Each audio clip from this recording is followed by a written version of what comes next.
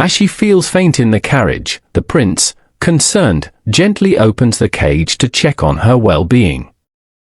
Unaware of the distress the journey has caused the bird, the prince remains unaware of her discomfort. Though Rionelle remains angry at the prince for confining her and for her condition, her frustration prompts her to bite his fingers with her beak. Yet, his soothing gesture of stroking her head brings an immediate calm, transforming her back into a gentle crow. The prince admits that he couldn't envision venturing to the imperial palace without her. Surrounded by enemies and dubious allies, he values the opportunity to reveal a more vulnerable side of himself to Rionelle, expressing a desire for her constant companionship, disregarding her true identity, whether she's a harpy or a dragon. Kissing her beak overwhelms Rionelle with a mix of emotions, embarrassment, surprise, and happiness. The prince confides in her that in the presence of his adversaries, he must remain vigilant, deciding whom to keep close and whom to distance, finding solace and calmness only with the crow. Recognizing the advantage of her avian form, she acknowledges that it allows her to be closer to him without instilling fear in him. Despite her regrets at being a crow and the limitations it entails, she's determined to stand by the prince, offering her support and assurance by perching on his shoulder. Arriving at the palace, Rionelle is captivated by its grandeur, attempting to contain her crow instinct amidst the opulence, immediately wiping away any hint of drool to keep the prince from noticing. The prince requests her to remain in place and quiet her, cautioning of potential risks, and assigns a servant to watch over her, warning of dire consequences if any harm befalls the crow. Meanwhile, the servant, feeling out of place and unsure how to handle the bird, attempts to feed her worms, prompting Rionelle's distressed reaction. As the prince walks through the castle corridors, his thoughts linger on the crow, already yearning to return to her side. His younger brother, sporting a false smile, rushes towards him, claiming deep concern for his elder sibling, supposedly turning the castle upside down in search of him. The prince no longer trusts a single word from his brother, fully aware of his character, and remains cautious, despite the younger brother's apologies for causing worry. The prince discerns arrogance and a sense of entitlement in his brother, amplified by the ability to transform into a wolf, but devoid of understanding of crucial matters.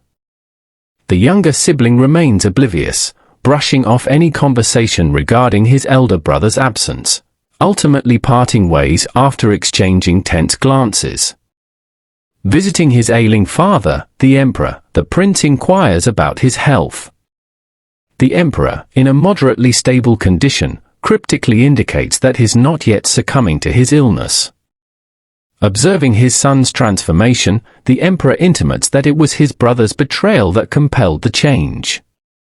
Acknowledging the role his brother played, the prince promises to reclaim his right to the throne and allow his father to reunite with his deceased wife.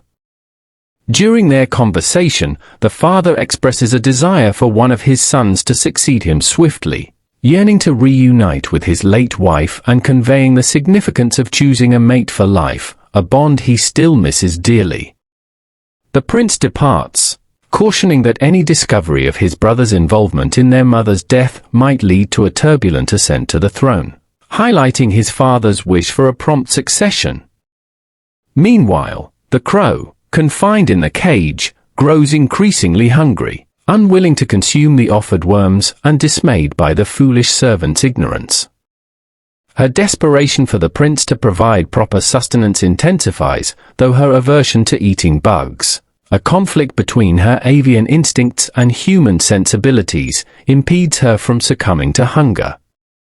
Surprised at the bird's worsening state after a short duration, the prince chastises the servant, quickly arranging for meat and fruits.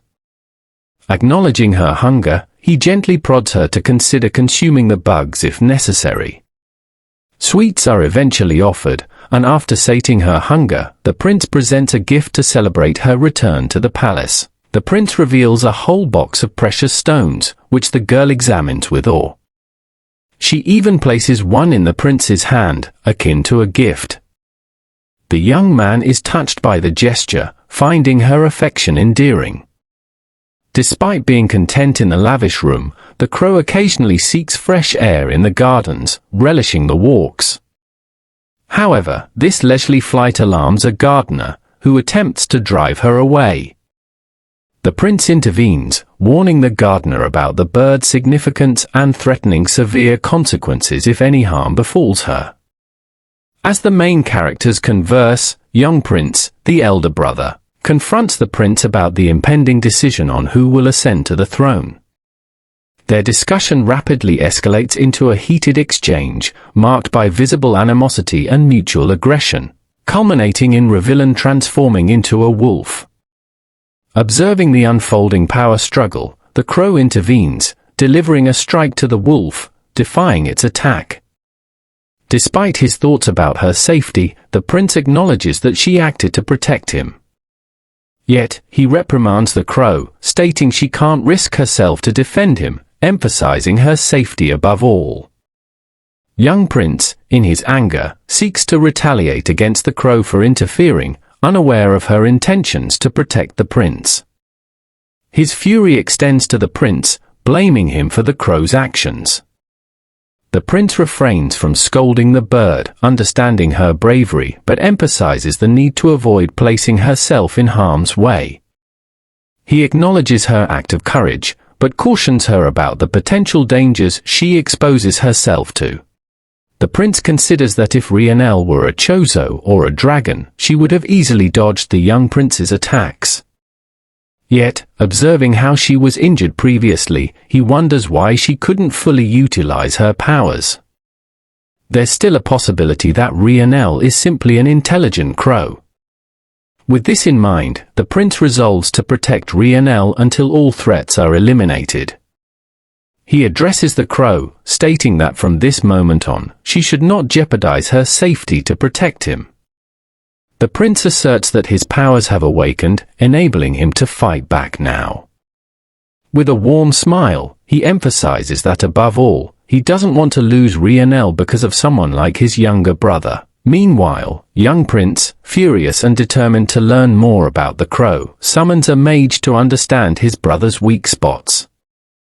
As he dwells on the potential threat the crow poses, the prince engages in paperwork, the crow resting peacefully on his shoulder, both contemplating the recent events and the implications of the crow's bold actions. There's a knock on the prince's door, and Count Naville has arrived. The name triggers a sense of recognition in the crow, and upon his entrance, everything falls into place. This count is none other than the handsome main character from her beloved game. The crow immediately flies off the prince's shoulder and fixates on the count with unusual attention. The prince is taken aback by the bird's behavior, feeling a tinge of jealousy. He approaches and requests the crow's return, reminding her of her loyalty. She recalls her role and obediently returns to her place, much to the prince's relief. The count is intrigued by the unusual bird and expresses a desire to study her in his laboratory, but the prince shifts the topic to the purpose of the count's visit. It happens to be a beautifully crafted necklace, custom-made, intended as a significant gift. The girl is thrown into a whirlwind of emotions, fearing the prince might marry someone else and abandon her. However, her despair turns to delight when the count fastens the necklace around her neck. Despite its loose fit, it's a symbolic gesture of care and affection, a sign that it's meant for her, not anyone else. Earl Naville, understanding the situation, smiles and acknowledges the significance of the necklace being specifically crafted to adjust to the wearer. He respects the prince's relationship with the bird and assures he won't provoke any undue attention. Yet, he's in need of the prince's protection, seeking refuge from the aristocracy as he's chosen the path of a mage. The prince informs the count that speaking about such matters within the imperial palace could lead to trouble. He then inquires about the count's intentions. The count reveals that his father often advised against getting involved in politics. Since the Count's father never awakened his power and relinquished the right of succession, he distanced himself from the imperial palace to avoid misunderstandings. Turning to magic, the Count avoided dealing with superficial nobles. But the youngest prince influenced the Count's perspective, considering magicians as mere tools. Witnessing the youngest prince's abuse of magicians under his command, the Count fears the empire will crumble under such leadership. Vowing not to let such an outcome occur, the Count is determined to prevent a horrible fate. The prince, understanding the Count's concerns, questions the Count's commitment, knowing that individuals can drastically change after ascending to power. As they converse, the Count presents a cloven rock from inside his robe, intending to solidify his sincerity and faith in the prince. The crow, overhearing the conversation, is shocked and rendered speechless by what she sees. The disruption caused by her sudden appearance in the game world worries her, as it could potentially lead to a collapse of the entire game world. As the Count and Prince discuss the rarity of the Cloven Rock, the crow is in disbelief, questioning her own luck in finding the rock. The Count shares that he was fortunate to discover one in a griffin's nest. When the Prince queries why the Count didn't consume it himself, the Count explains that being a part of the imperial family, eating the rock would likely awaken his powers. However, the Count is more inclined to be a simple magician than to involve himself in the fight for the throne. The Prince, understanding the Count's sincerity, Marquis Namiel, is content with the response and appreciates the Count's loyalty. With a smile, the Count requests the Prince's acceptance of his support, to which the Prince steps forward, pledging to fund the Count with whatever resources he requires in the future, solemnly vowing on his name. The Count respectfully bows and expresses that his knowledge and abilities will be solely at the Prince's disposal once he becomes Emperor. He desires a relationship without formalities, emphasizing that despite his position within the imperial family, the Prince should feel comfortable speaking to a mere noble. With warmth and agreement, the Prince accepts the Count's proposition.